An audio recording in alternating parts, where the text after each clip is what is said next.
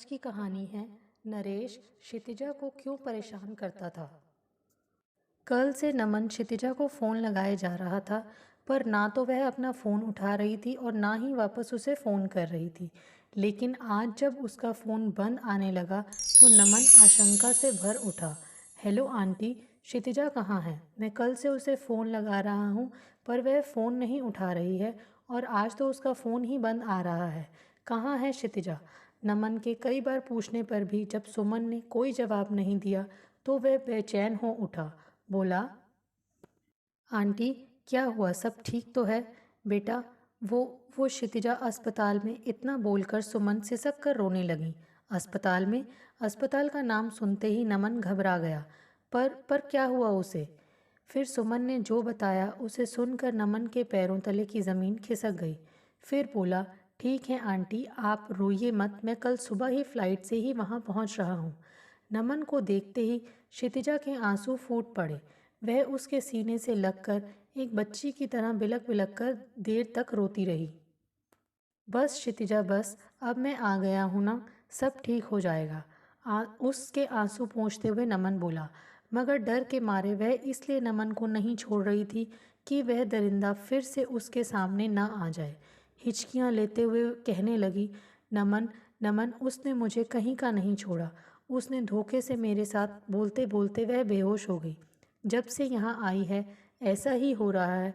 लगता है डर घुस गया है इनके मन में।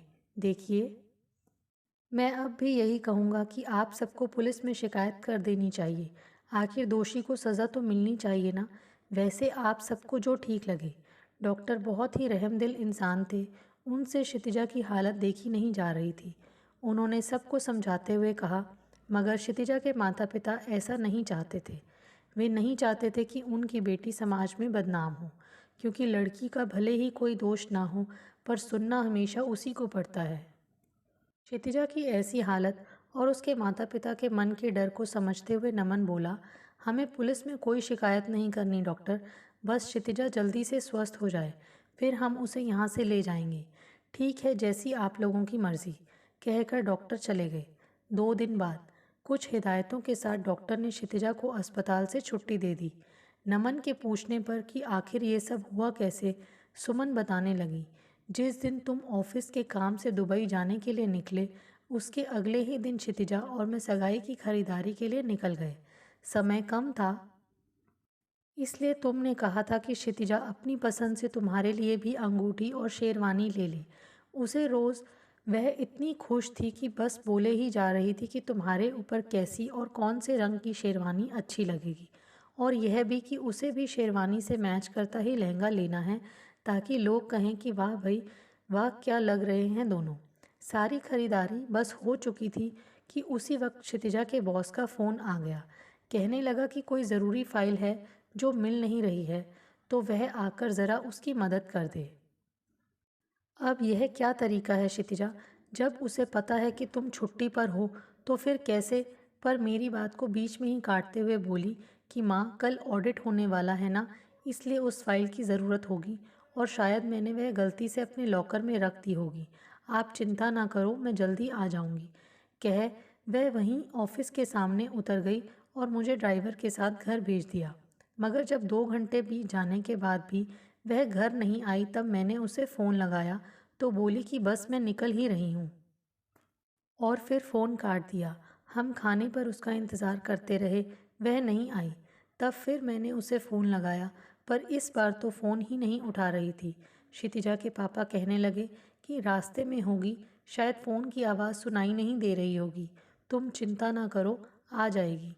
पर माँ का दिल है, चिंता तो होगी ही ना। लेकिन जब मेरी बर्दाश्त की हद हो गई तब मैंने उसके बॉस को फ़ोन लगाया तो वह बोला कि वह तो घर कब की निकल चुकी है। उसकी बातें सुनकर मेरी टेंशन और ज़्यादा बढ़ गई।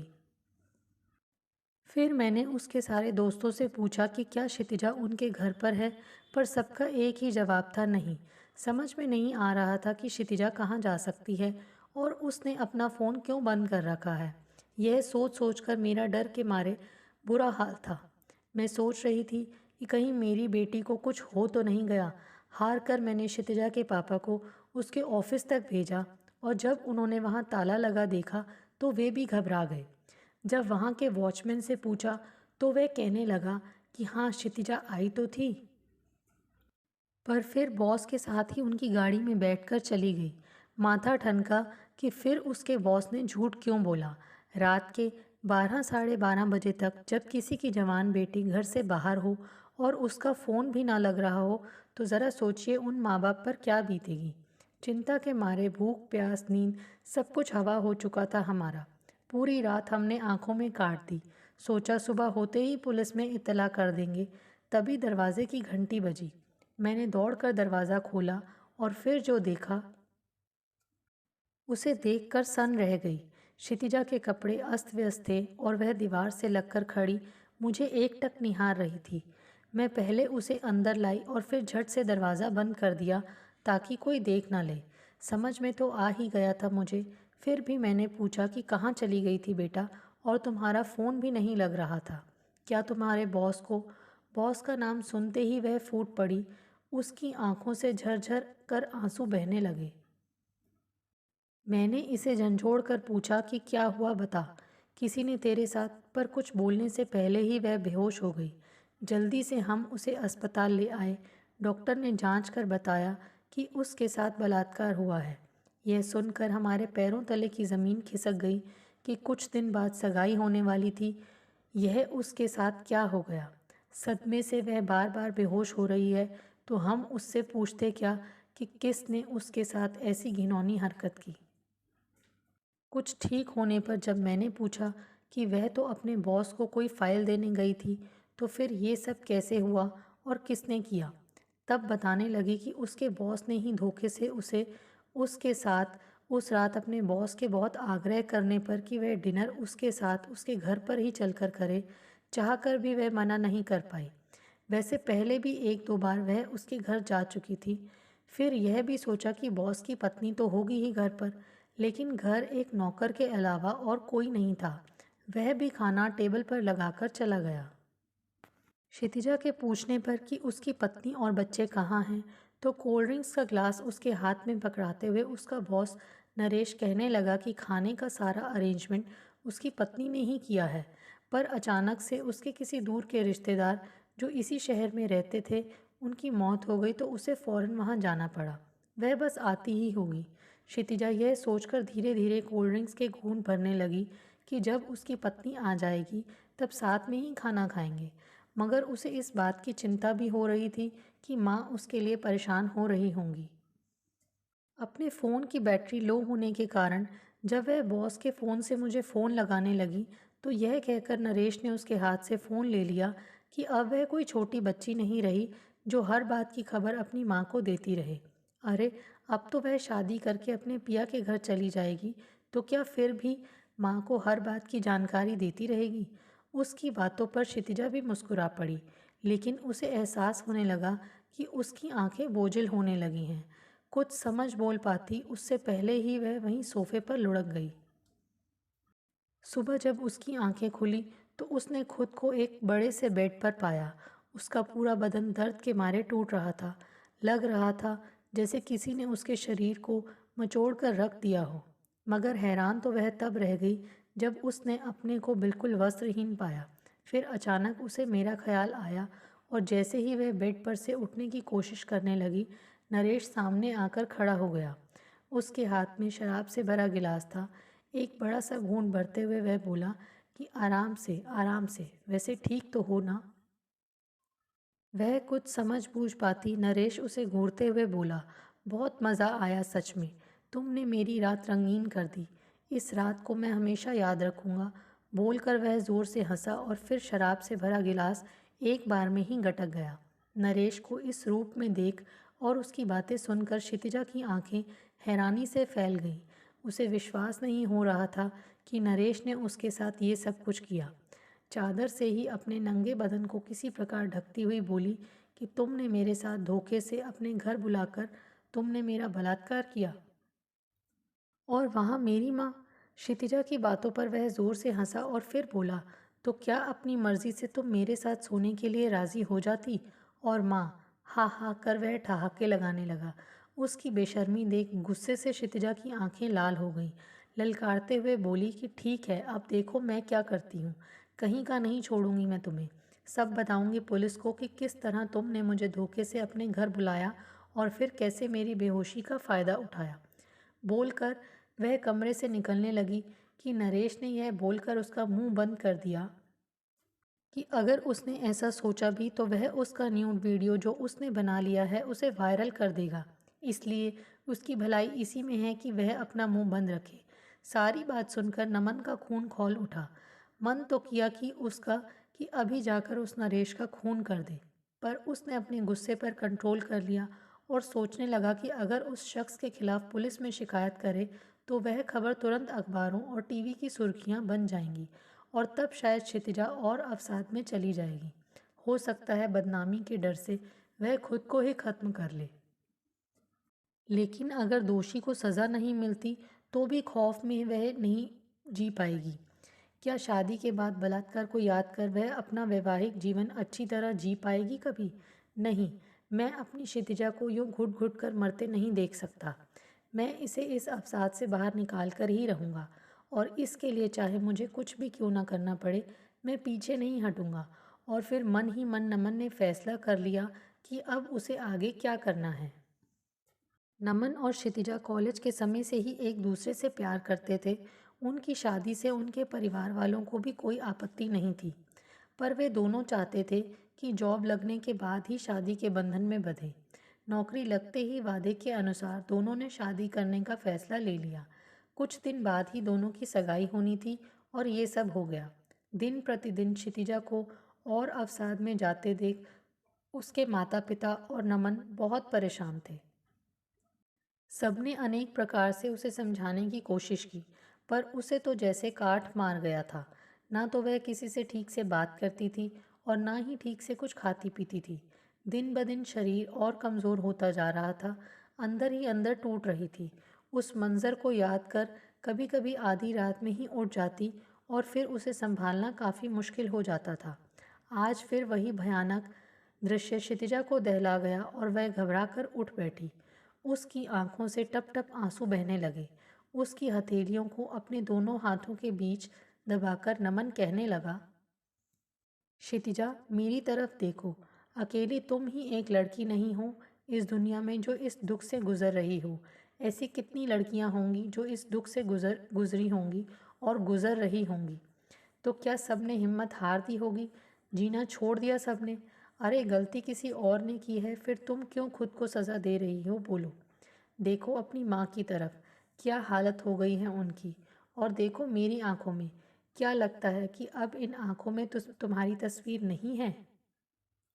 क्षितिजा, तुम यह बिल्कुल मत समझना कि किसी के छूने भर से तुम्हारा कौमार्य भंग हो गया है या तुम अपवित्र हो गई या फिर पहले की तरह नहीं रही। फालतू की बातों को कभी अपने ऊपर हावी मत होने देना तुम। आज भी मेरे लिए तुम उतनी ही मासूम और पवित्र हो जितनी पहले थी। और देखना, उस पापी को उसके किए की सज़ा एक दिन ज़रूर मिलेगी। कहकर नमन ने क्षितिजा को अपने सीने से लगा लिया। नमन किसी तरह उसे उस खौफ से बाहर निकालना चाह रहा था, लेकिन जो डर क्षितिजा के मन पर हावी हो गया था वह निकलने का नाम ही नहीं ले रहा था। यह सोचकर ही वह सहम जाती कि अगर उसके बॉस ने कहीं उसका वह न्यूड वीडियो वायरल कर दिया तो कहीं उसी वीडियो को लेकर वह उसे ब्लैकमेल करने लगा तो वह क्या करेगी। उसके मन की ये सारी बातें नमन अच्छी तरह समझ रहा था। क्षितिजा के दिलो दिमाग से हमेशा के लिए वह खौफ निकल जाए और वह नमन से शादी कर अपनी ज़िंदगी उसके साथ खुशी से बिता सके, इसके लिए नमन ने अपने मन में ही एक फ़ैसला लिया। पहले तो उसने अपने पहले वाली जॉब छोड़ क्षितिजा की ही कंपनी में नौकरी ज्वाइन कर ली और फिर उसके बॉस नरेश का भरोसा जीता। अब नरेश अपनी कंपनी के लिए जो भी फैसला लेता उसमें नमन की राय ज़रूर शामिल होती थी। नमन की बातें और उसका व्यवहार नरेश को इतना अच्छा लगने लगा कि उसे वह अपना सच्चा दोस्त नज़र आने लगा। अपनी ज़िंदगी से जुड़ी हर बात वह उसे बताने लगा और नमन को अपने घर भी ले जाता। उसके साथ और उसकी बातों से इतना तो समझ में आ गया नमन को कि नरेश एक नंबर का अय्याश किस्म का इंसान है और क्षितिजा से पहले भी उसने कई लड़कियों का इसी प्रकार शोषण किया है। लेकिन सब इस डर से चुप रह गईं कि वह उनका आपत्तिजनक वीडियो वायरल ना कर दे। उसकी गंदी हरकतों को जानने के बाद उसकी पत्नी उसे छोड़कर जा चुकी थी, लेकिन इस बात का उसे कोई मलाल नहीं था, बल्कि वह तो खुश था कि अब उसे कोई रोकने टोकने वाला नहीं है। अपनी योजना के अनुसार जब नमन ने बताया कि आज उसका जन्मदिन है और इसलिए वह नरेश को एक छोटी सी पार्टी देना चाहता है और उसने विदेशी शराब और लड़की का भी इंतज़ाम किया है, तो सुनकर नरेश के मुंह में पानी आ गया। नमन बोला, पर एक शर्त है सर, और वह यह कि पार्टी आपके घर पर ही होगी। क्योंकि नमन की पूरी बात सुने बिना ही नरेश ने उस बात के लिए हामी भर दी। अब शराब ही पिलाते रहोगे या लड़की के दर्शन करवाओगे नमन? नरेश ने बेसब्री से पूछा। हाँ सर, वह बस आती ही होगी, आप और लीजिए ना, कहकर नमन ने नरेश का गिलास शराब से भर दिया। नशा तो चढ़ ही चुका था नरेश के सिर, अतः कहने लगा, अब जन्मदिन तुम्हारा है और विदेशी शराब और शबाब की पार्टी तुम मुझे दे रहे हो। अरे उपहार तो मुझे तुम्हें देना चाहिए नमन। नरेश को नमन ने घूर कर देखा और फिर मन ही मन बोला, सारे उपहार तो आज मैं उसे दूंगा। मेरी क्षितिजा को तूने छूने की कोशिश की थी ना, अब मैं तुम्हें बताऊंगा कि किसी लड़की का फ़ायदा उठाना किसे कहते हैं। पर बोला, हाँ सर, सही कह रहे हैं आप, वैसे उपहार तो लूँगा ही मैं आपसे, कहकर नमन ने फिर उसका गिलास शराब से भर दिया। वैसे सर, उस लड़की का नाम क्या था? हाँ क्षितिजा, क्या किया था आपने उसके साथ? क्षितिजा का नाम सुनते ही नरेश ने अचकचाकर नमन को देखा। बोला, तुम्हें कैसे पता उस लड़की के बारे में? और मैंने क्या? अरे सर, अभी तो आपने बताया कि उस लड़की के साथ आपने यहीं इस घर में क्या क्या किया था। नमन ने अंधेरे में पहला तीर छोड़ा। समझ गया नमन कि अब नरेश पर नशा चढ़ चुका है और अब वह जो चाहे उसके साथ कर सकता है, जो चाहे उसके मुंह से उगलवा सकता है।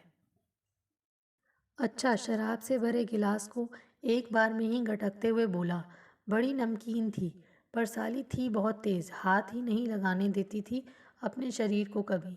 लेकिन मैं भी कहाँ कम था, पा ही लिया उसके शरीर को। अरे तूने भी नमन किसकी याद दिला दी यार। फिर उसका शरीर पाने को मन मचल उठा। वैसे एक बात समझ नहीं आती कि औरतें मर्दों से इतना बिदकती क्यों हैं। अरे वे भोगने की वस्तु ही तो हैं, अगर हम उनके शरीर को नहीं भोगेंगे तो भला और कौन? कहकर वह मुंह फाड़कर हंसने लगा।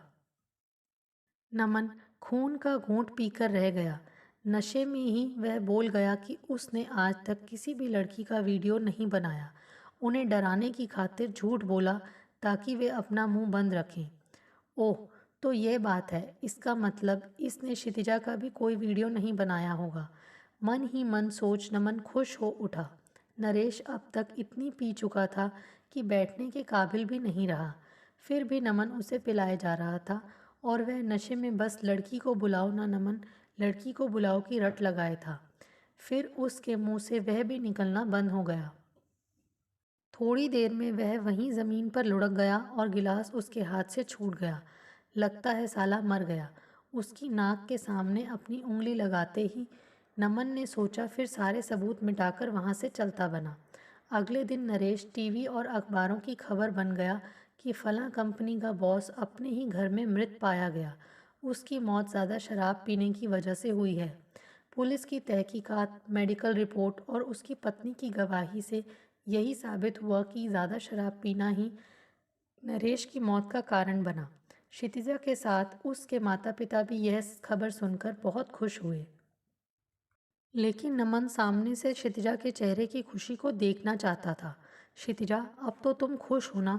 प्यार से उसे अपनी बाहों में भरते हुए नमन ने पूछा, तो उसने हौले से मुस्कुराते हुए हाँ में जवाब दिया। नमन उत्साह से भरकर फिर कहने लगा, क्षितिजा, एक और बात बताऊं तुम्हें, उसने तुम्हारा कोई वीडियो नहीं बनाया था, बल्कि उसने किसी भी लड़की का कोई वीडियो नहीं बनाया था। उसने तो सिर्फ तुम्हें डराने के लिए ऐसा बोला था ताकि तुम किसी के भी सामने अपना मुंह ना खोल सको। पर तुम्हें ये सब कैसे पता नमन?